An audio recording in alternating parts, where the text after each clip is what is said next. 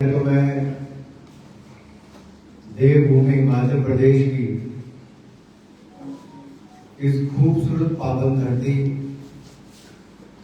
जिला सिरमौर के सराहा के इस क्षेत्र को नमन करता हूं और मात्र 1.5 दिन के नोटिस पर सराहा मंडल ने इतना शानदार कार्यक्रम किया है।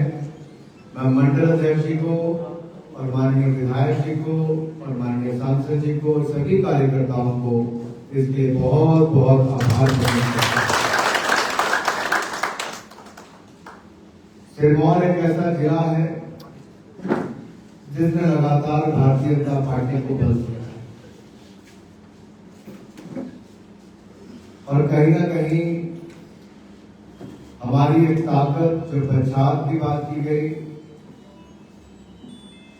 एक बार नहीं 4-4 बार आप सभी कार्यकर्ताओं के दमखम मेहनत प्रयासों के कारण और जनता के आशीर्वाद के कारण 4 बार लगातार आपने विधानसभा को जीता। इसलिए भी मैं आपका बहुत बहुत आभार करता हूं। पहले वाले तो 7 बार जीते थे,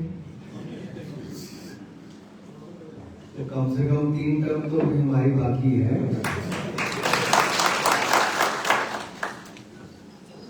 और मैं कह सकता हूं कि लगभग 150 किलोमीटर लंबा तो कम से कम नहीं कि होगा मेरे ख्याल से आपका विधानसभा क्षेत्र 150-150 किलोमीटर अगर एक विधानसभा है तो आप कल्पना करिए कई जगह तो 10 किलोमीटर के रेडियस में भी खत्म हो जाती है लोकसभा।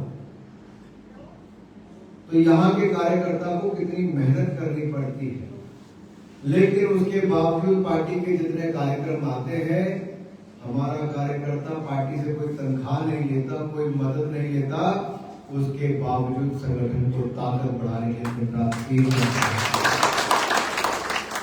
यही तो हमारी ताकत है। इसलिए हम लोग कहते हैं भारतीय जनता पार्टी का कार्यकर्ता जिस विचार के साथ जुड़ा है वो विचार है राष्ट्र प्रथम, नेशन फर्स्ट, फिर दल, पार्टी नेक्स्ट, अंत में स्वयं सेल्फ लास्ट। तो nation first, party next, self last हमारे लिए सदा राष्ट्र प्रथम है।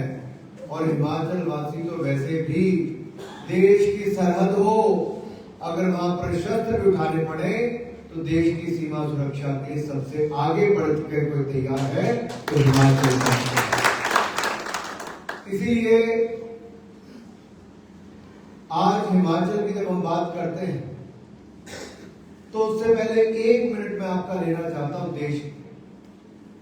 नरेंद्र मोदी जी की सरकार जब 2014 में बनी तो मोदी जी ने कहा मेरी सरकार गरीब की होगी, वंचित की, शोषित की, पीड़ित की होगी, महिला मजदूर की होगी, जवान किसान की होगी, नौजवान की होगी, और इस सरकार में सबका साथ, सबका विकास होगा,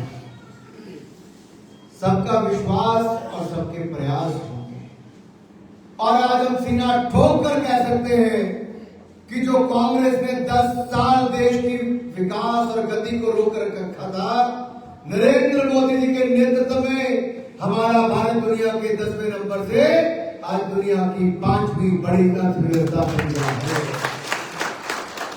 और अगले 3 वर्षों में हम दुनिया की 3री बड़ी अर्थव्यवस्था बन जाएंगे। हमने पिछले 10 सालों में 25 करोड़ गरीबों को गरीबी रेखा से बाहर निकालने का काम किया तो नरेंद्र मोदी की सरकार ने। साथियों, जो कांग्रेस 60 साल में नहीं कर पाई, हम लोगों ने वो 10 सालों में किया। 13 करोड़ से ज्यादा घरों को शौचालय की सुविधा दी, 4 करोड़ पक्के मकान बनाकर दे दिए, 3 करोड़ पक्के मकान और मंजूर कर दिए, और उनमें भी 93,263 मकान मेरे हिमाचल प्रदेश को 13 करोड़ घरों को नल से जल पहुंचा दिया। कांग्रेस ने 60 सालों में 3 करोड़ घरों तक पहुंचाया था। 55 करोड़ हमने बैंक खाते खोल दिए। और यही नहीं, लगभग 57 करोड़ लोगों को 5 लाख रुपए का इलाज आयुष्मान भारत योजना से मुफ्त में मिलता है। 80 करोड़ लोगों को मुफ्त में अनाज मिलता है। ये सब करने के बावजूद भी 96,000 किलोमीटर हमारे देश में सड़कें थी 2014 में नेशनल हाईवे, आज वो बढ़कर 1.5 लाख किलोमीटर हो गई। 3 लाख किलोमीटर ग्रामीण सड़कें थी जो बढ़कर 7 लाख किलोमीटर हो गई। 380 मेडिकल कॉलेज थे, आज 760 मेडिकल कॉलेज हो गए। हिमाचल में 2 मेडिकल कॉलेज थे, बढ़कर 6 मेडिकल कॉलेज हो गए। नाम में यही नहीं, हमारे यहाँ केवल 9 ट्रिपल आईटी थे, 25 ट्रिपल आईटी हो गई, ऊना में खुल गया। 16 आईआईटी थे, आज 23 आईआईटी हो गए। 13 आईएम थे, आज 20 आईएम हो गए, जिसमें से एक कहाँ खुला? मंजूर मैंने कराया था, लेकिन साथियों, ये भारतीय जनता पार्टी की सरकार है जिसने एक नहीं अनेकों सुविधाएं, 5 शहरों में मेट्रो किया, 20 शहरों में मेट्रो हो गई। रेलवे लाइन का विद्युतीकरण दुगने से ज्यादा हो गया। हिमाचल प्रदेश में रेलवे लाइन चारों तरफ बनने की शुरुआत हो गई। लेकिन राज्य की सरकार ऐसी है जिसने 2000 करोड़ रुपए की देनदारी रेलवे लाइन की राज्य की सरकार की है। उसके बावजूद भी मोदी सरकार ने काम नहीं रोका। लेकिन राज्य की सरकार पैसा कहां खर्च कर रही है? कहां पैसा खर्च कर रही है राज्य की सरकार? रोना खत्म नहीं हो रहा। 11 दिसंबर 2022 के बाद मुख्यमंत्री जी कहते पैसा नहीं, मंत्री कहते पैसा नहीं, कांग्रेस के कार्यकर्ता कहते पैसा नहीं। पैसा नहीं तो आप लोग क्या कर रहे हो? लेकिन कांग्रेस के परिवार, कांग्रेस के बड़े नेताओं की एक अखबार है जिसका नाम है नेशनल हेराल्ड। सप्ताह में एक दिन छपती है, हिमाचल में नहीं बिकती है, लेकिन फिर भी हिमाचल सरकार का करोड़ों रुपया राहुल गांधी और सोनिया गांधी की नेशनल हेराल्ड के लिए जाता है। करोड़ों रुपया, यानी कि 11 दिसंबर 2022 से लेके 20 फरवरी 2025 तक करोड़ों रुपए हिमाचल प्रदेश की सरकार ने नेशनल हेराल्ड को दे दिए। अब जब ईडी ने घोटाला सामने आने पर केस दर्ज किया और राहुल गांधी जी और सोनिया गांधी जी का नाम भी उसमें दे दिया, तो चोर बचाए शोर जैसी स्थिति हो गई। कांग्रेस देशव्यापी शोर अभियान, यानी कि चोर अब शोर बचाने की बात कर रहे हैं। यही नहीं साथियों, जैसे कांग्रेस पार्टी फर्जी, इनके नेता फर्जी, इनके वायदे फर्जी, इनके आंकड़े भी फर्जी हैं। क्योंकि अखबार कागज पे तो छपती नहीं, आंकड़ों में ही छपती है भाई। मैं आपसे पूछता हूं खुले मन से, आप में से किसी के घर नेशनल हेराल्ड अखबार आती है क्या? भाई जोर से बोलो सिरमौर वाले। आपके घर हाथ ऊपर करके बोला, मीडिया वाले देखो भाई। जिसके घर नेशनल हेराल्ड अखबार नहीं आती वो हाथ खड़ा करना। किसी के नहीं आती? नाम भी नहीं जानते। घोटाला हुआ तो आप नाम जानने लगे। क्या मुख्यमंत्री के यहाँ नेशनल हेराल्ड अखबार आती है? क्या उप मुख्यमंत्री की आती है? क्या कांग्रेस के मंत्री, कांग्रेस के विधायकों के यहाँ पे क्या नेशनल हेराल्ड अखबार आती है? एक सर्वे होना चाहिए, हिमाचल प्रदेश के कितने घरों में नेशनल हेराल्ड अखबार आती है? क्या मीडिया वालों के घरों में नेशनल हेराल्ड अखबार आती है भाई? क्या मुंडी मत चलाओ, बोलो भाई। आती नहीं आती? नहीं आती तो दूर से देखी भी नहीं भाई। कहते दर्शन भी नहीं हुए कभी, लेकिन हिमाचल की जनता का करोड़ों रुपया नेशनल हेराल्ड अखबार के नाम पे दे दिया। कुर्सी बचाने के लिए दिया क्या? एक समझौता क्या होगा? ये नेहरू गांधी परिवार के लिए एटीएम बन गया है, लेकिन पैसा डालने का काम सूक्ष्म सरकार कर रही है। हिमाचल वासियों का हक वहां पे जा रहा है। हिमाचल के कर्मचारियों को डीए की किस्त नहीं मिल रही, सरकारी अधिकारी कर्मचारियों को तनख्वाह लेट मिलती है। 1500 रुपए हिमाचल की बहन बेटियों को मिला क्या? भाई जोर से बोला करो, मिला क्या? नहीं मिला। 2 रुपए किलो गोबर खरीदा क्या? 100 रुपए लीटर दूध खरीदा क्या? 5 लाख नौकरियां मिली क्या? बागवानों को उचित दाम मिले क्या? मिला क्या? स्टार्टअप के लिए 681 करोड़ मिला क्या? ये 10 गारंटियां कहां गई? ये नेहरू गांधी परिवार के मुद्रा मोचन स्कीम हो गई है। जैसा मैंने कहा ना, कांग्रेस का एटीएम है लेकिन पैसा डालने का आप काम कर रहे हैं। कांग्रेस राहुल गांधी जी चुनाव में क्या कहते थे? खटाखट पैसा, खटाखट पैसा तो नहीं यार, मैं मॉडल खटारा हो गया, खराब हो गया, लाचार हो गया। ये केवल हिमाचल नहीं, कर्नाटक तेलंगाना की भी हालत है। कांग्रेस की सरकारें हाँफ रही है, कर्जे पे कर्जा ले रही है, और हिमाचल प्रदेश में 1 लाख करोड़ रुपए से ज्यादा का कर्जा इनका हो गया। ये नेशनल हेराल्ड घोटाला इनका घोटालों का मुकुटमणि है। आपने कांग्रेस के घोटाले तो देखे जब केंद्र सरकार में थे, अब राज्यों में सरकार है तब ये घोटाले चले। लेकिन सुखो जी की तो बात है, घर में नहीं दाने, सुखो जी चले भुनाने। है कुछ नहीं लेकिन रोज बयान बड़े बड़े देते हैं। साथियों, मैं आप सबसे पूछने आया,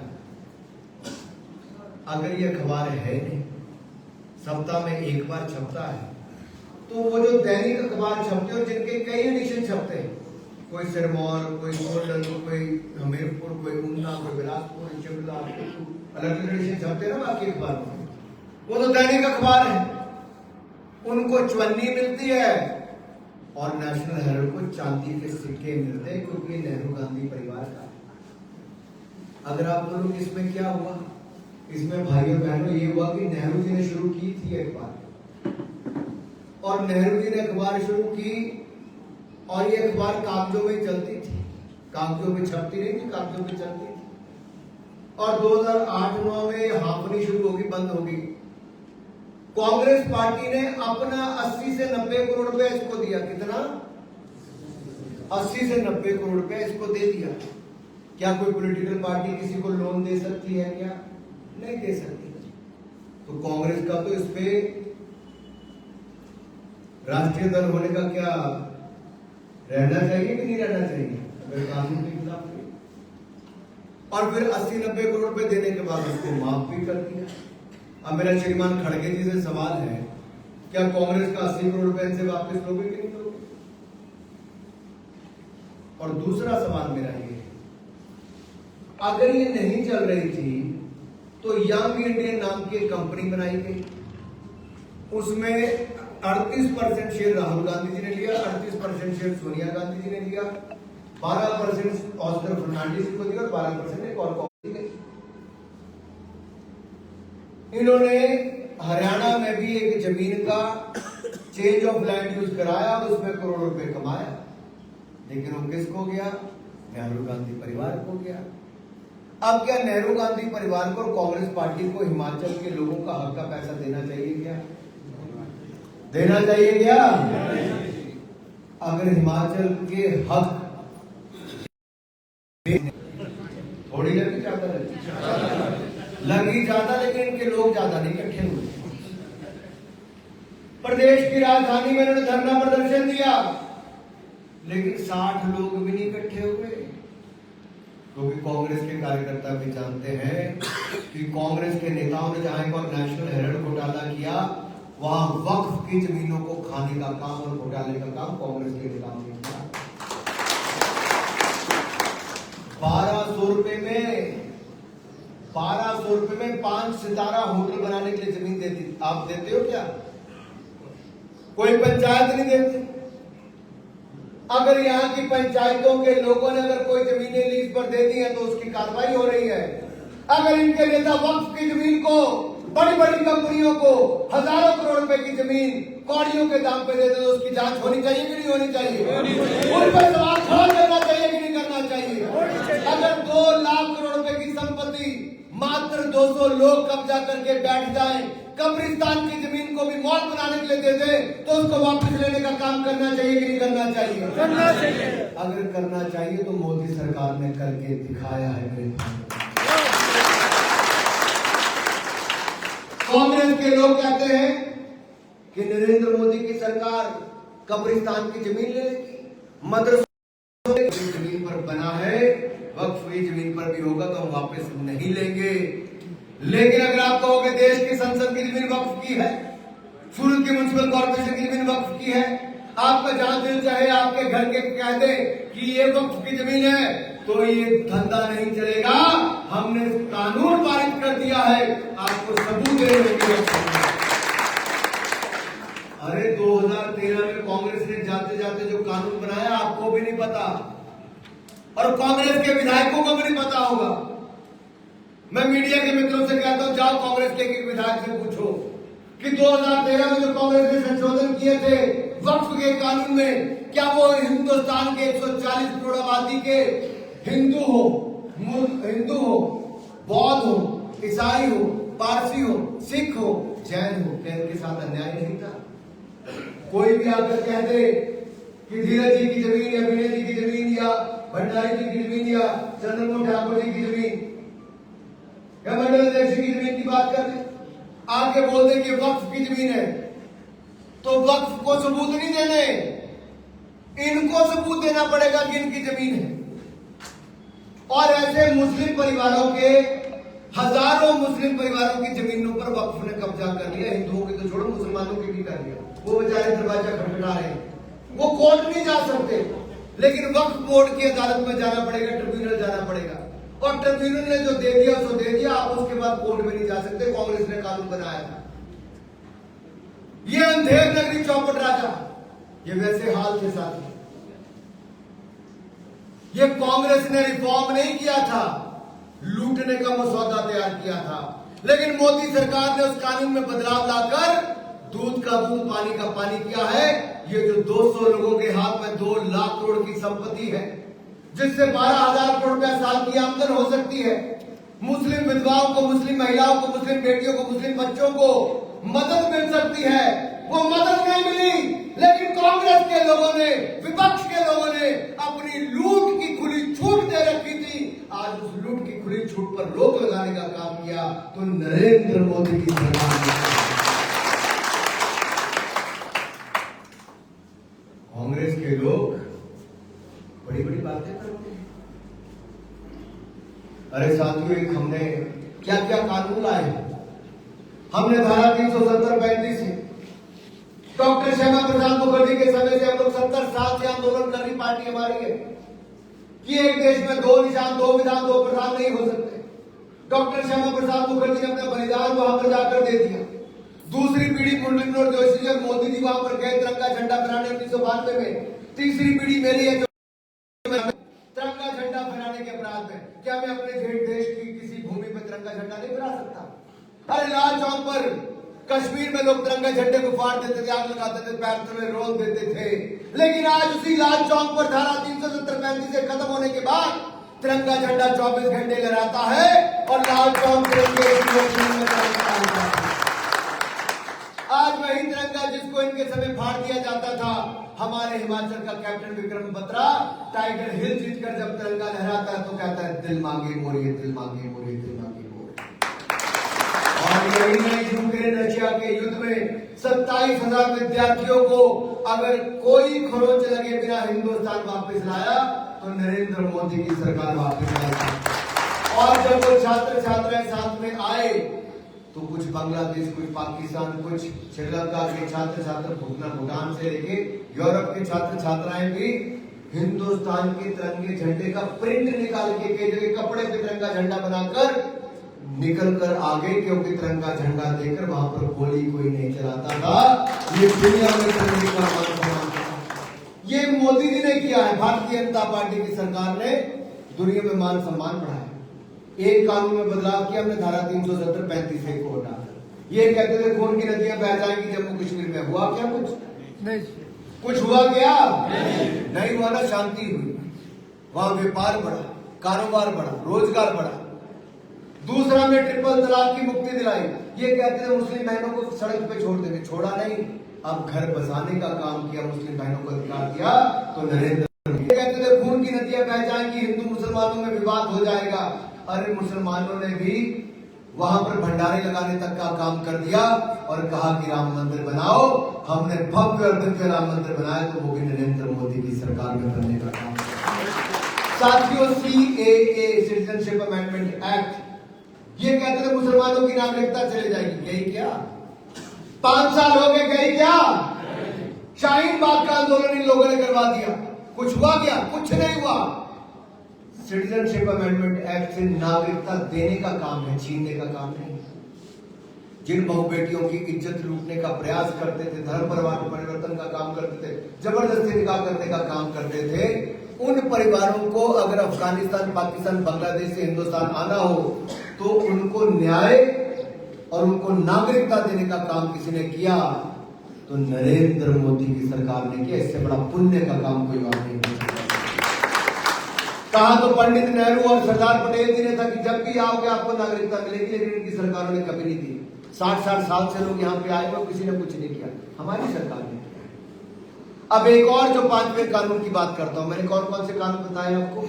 धारा 370, 35 को हमने खत्म किया, 1 CA का कानून बनाए हमने 2, ट्रिपल तलाक के कानून बनाए हमने 3, भव्य राम मंदिर बनाए हमने 4, 5वां हमने वक्फ बोर्ड पे कानून बनाया ये, और 6वां हम लाने वाले हैं 1 नेशन 1 इलेक्शन। लाना चाहिए नहीं लाना चाहिए? साथियों, हमने कहा है कि देश में जो लगातार चुनाव होते रहते हैं इनसे मुक्ति पानी चाहिए। 2027 दिसंबर में हमारा चुनाव होता है और 2029 के मार्च में हम फिर चुनाव के लोकसभा के लिए खड़े हो जाते हैं। उसके कुछ दिनों के बाद हमारे पंचायती राज के चुनाव आ जाते हैं। इस साल आ जाएंगे, अक्टूबर नवंबर में आएंगे, नहीं आएंगे, और साल बाद आपके विधानसभा के चुनाव आ जाएंगे। मेरा कहने का भाव ये है, भारतीय जनता पार्टी क्या कहती है कि एक देश एक चुनाव हो। जैसे हमने 1 नेशन 1 टैक्स किया, जीएसटी किया तो लाभ हुआ नहीं हुआ? पहले 90,000 करोड़ टैक्स आता था, अब 2.25 लाख करोड़ आता है। टैक्स के कारण महंगाई भी कम हो गई, ट्रांसपोर्टेशन कॉस्ट कम हो गई। तो वैसे हमने कहा 1 नेशन 1 इलेक्शन होना चाहिए। इससे होगा क्या? मान लो 2029 में चुनाव होता है 1 नेशन 1 इलेक्शन, तो उसके बाद सिर्फ 2034 में चुनाव होगा, फिर 2039 में होगा, फिर 2044 में होगा। 5 साल से पहले चुनाव नहीं होगा, कार्यकालखंड 5 साल का होगा। अगर बीच में कोई सरकार गिरेगी तो क्या होगा? तो जितना उसका कालखंड बचा केवल उसके लिए ही चुनाव होगा।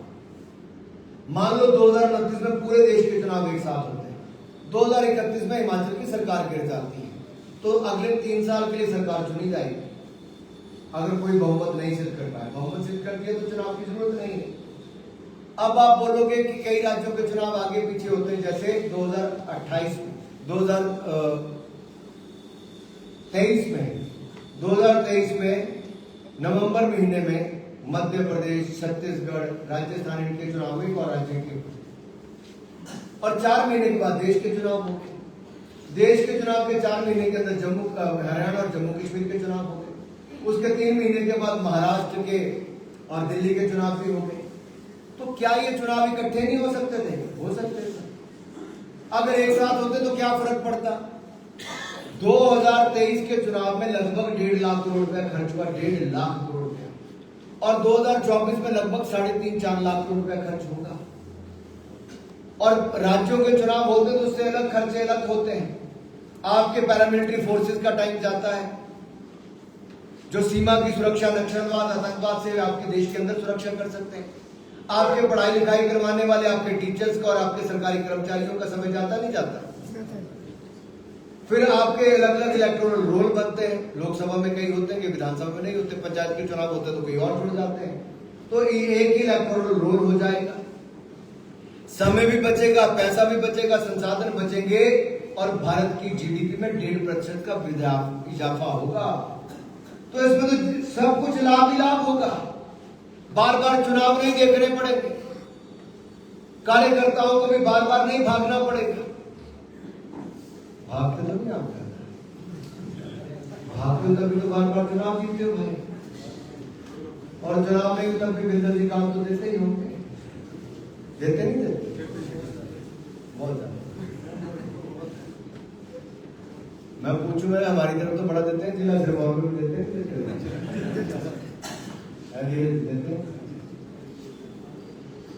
साथियों, ये तो आपकी हिम्मत है कि आप लगातार काम करके इतना काम पार्टी में कर, लेकिन जब तक हम विषयों की जानकारी को गहराई में नहीं जानते, हमें तर्क देके केवल बयानबाजी करके काम नहीं चलता है।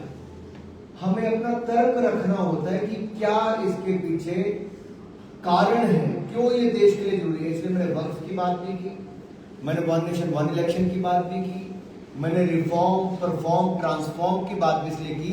रिफॉर्म मतलब बदलाव, कानूनी बदलाव हम लेकर आए। हमने अंग्रेजों के समय के 1500 कानून खत्म कर दिए, यहां तक कि ये Indian penal code, criminal penal code, ये सीआरपीसी आईपीसी और सारे होते थे। आप बड़े बड़े चंद्रमोहन ठाकुर जी हमारे बीच में बैठे हैं भाई, वैसे अनेकों वकील आप में से वकालत कर रही हो। इसमें क्या है, दंड की बात की जाती है, भारतीय दंड संहिता। लेकिन अब क्या है, इंडियन पीनल कोड, दंड की बात की जाती है। अब हम न्याय की बात करते हैं। अंग्रेज दंड देने की बात करते थे, नरेंद्र मोदी न्याय देने की बात करते हैं। और एक वर्षों तक आपके मुकदमे का हल नहीं निकलता था। इसमें समय सीमा तय की गई, कितने समय के अंदर आपको जजमेंट देनी है, तो न्याय देने का प्रयास। तो रिफॉर्म परफॉर्म ट्रांसफॉर्म, रिफॉर्म हम लाए कानून बदल के, परफॉर्मेंस हमने की उसको लागू करके। ये जो मैंने पहले गिनाया सारा, कितने लोगों को हम गरीबी रेखा से बाहर लाए, और अर्थव्यवस्था हमने कैसे आगे बढ़ाई, ट्रांसफॉर्मेशन में बदलाव कैसे हुआ, सोच कैसे बदली, परिस्थितियां कैसे बढ़ी, गरीब के जीवन में बदलाव कैसे आया।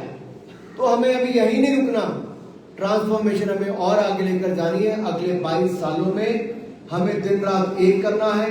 हमें हिमाचल को आत्मनिर्भर भारत बनाना, आत्मनिर्भर हिमाचल बनाना है, विकसित हिमाचल बनाना है, और यहीं से रास्ता पकड़ के विकसित भारत भी 2047 तक हमें बनाना है। तो मुझे पूर्ण विश्वास है हम सब इकट्ठे मिलकर विकसित भारत बनाएंगे। बहुत कम समय में आपने शानदार काम किया, शानदार कार्यक्रम किया, इसलिए मैं आपको रीना जी बहुत बहुत बधाई देता हूं, आभार प्रकट करता हूं। आपके मंडल को बहुत बहुत आभार प्रकट करता हूं। मुझे पता है इतने दूर से आना भी बड़ा मुश्किल होता है, और शादी ब्याह और अन्य कार्यक्रम भी आपके हैं, मुझे भी ट्रेन जाके पकड़नी है। मैं भी रोज नई जगह पे होता हूँ, तो लेकिन मेरा मन था, कश्यप जी से मैं बार बार कहता था, भाई मिला तो दो। तो जैसे इनके एक दोस्त ने यहाँ पे होटल बनाया, वो हमारे भी कॉमन मित्र हैं, उनका कार्यक्रम था, तो मुझे लगा कि एक हिमाचल वाला बाहर केवल नौकरी नहीं कर रहा, अपने प्रदेश में वापस आके इन्वेस्टमेंट कर रहा है, ताकि हिमाचल के और लोगों को रोजगार मिल सके। ऐसा अगर हर हिमाचली जो बाहर काम करने गया, अपने प्रदेश के लोगों को रोजगार देने का काम करे, जो यहाँ स्थानीय एक व्यक्ति ने किया, सुरेंद्र ठाकुर जी ने, तो मुझे लगता है ऐसे बहुत बड़ा लाभ हमारे लोगों को रोजगार के अवसर मिल सकते हैं। मैं हिमाचल सभाओं के जो दिल्ली में कार्यक्रम, मुंबई में होते हैं, मैं वहां पे भी कहता हूँ कि आप काम करने आए हो, आप 10 लोगों के और रोजगार कारोबार के अवसर खड़े करो। ऐसा अगर हर कोई करना शुरू करेगा तो हिमाचल की जनता और समृद्ध और संपन्न होगी। ये जो आप फल फूल सब्जियां उगाते हो, ये हमारे इन होटलों में और लगनी शुरू हो जाए। लोग यहाँ से जाएं तो एक गिफ्ट पैकेट के रूप में यहाँ के फल और सब्जियां भी लेके जाए, फूल भी लेके जाए। ऐसा हमें गिफ्ट हैम्पर बनाने का काम भी करना चाहिए। हमारे जो टोपी शॉल ऐसा है, हमें अपने हैंडीक्राफ्ट हैंडलूम को और प्रमोट आगे करना चाहिए। इसमें घर बैठे रोजगार और कारोबार के अवसर मिलते हैं। लेकिन प्रॉब्लम क्या है कि हिमाचल में नेतृत्व ऐसा चाहिए जो सोच रखता हो हिमाचल को और आगे बढ़ाने की, हिमाचलियों की आय बढ़ाने की। यहाँ तो ऐसे बैठे हैं जो हिमाचल वालों की आय को भी अपने पार्टी के नेताओं की आय बनाने का काम करते हैं, उनका एटीएम में पैसा डालने का काम हिमाचल के नेता करते हैं। अब आपको तय करना है भाई, हिमाचलियों की कमाई का पैसा एक कांग्रेसियों के नेताओं की जेब में जाए, कांग्रेस के नेताओं की जेब में जाए, उनके एटीएम में डालने का काम किया जाए, या फिर हिमाचल के लोगों को उनके हक मिलने का काम हो। अगर हक दिलाना है तो फिर कमल का फूल खिलाकर आने वाले समय में भारतीय जनता पार्टी की सरकार। आप सब जुड़े, आप सबका बहुत बहुत आभार। मेरे साथ बोले भारत माता की जय। जिसको एक हाथ है वो एक उठाना, जिसके दो है दोनों उठाने, और जो बोल सकता है वो बोल भी दे जोर से भाई, भारत माता की जय, भारत माता की जय, भारत माता की जय, वंदे वंदे वंदे। भारतीय जनता पार्टी जिंदाबाद, भारतीय जनता पार्टी जिंदाबाद, भारतीय जनता पार्टी जिंदाबाद, नरेंद्र मोदी जिंदाबाद, नरेंद्र मोदी जिंदाबाद,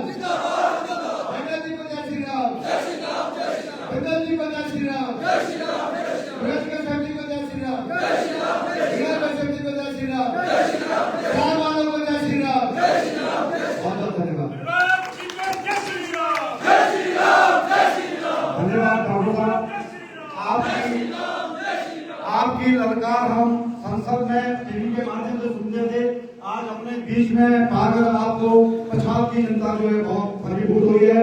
और मैं ये भी आपको विश्वास दिलाना चाहता हूँ, जो आपका बहुमूल्य संदेश यहाँ पे हमें प्राप्त हुआ है वो हर कार्यकर्ता के माध्यम से घर घर तक पहुंचेगा, और आपका जो संदेश घर घर तक पहुंचेगा तो 2027 में जो है कमल को दोबारा से यहाँ पे कमल खिलेगा। ये आपको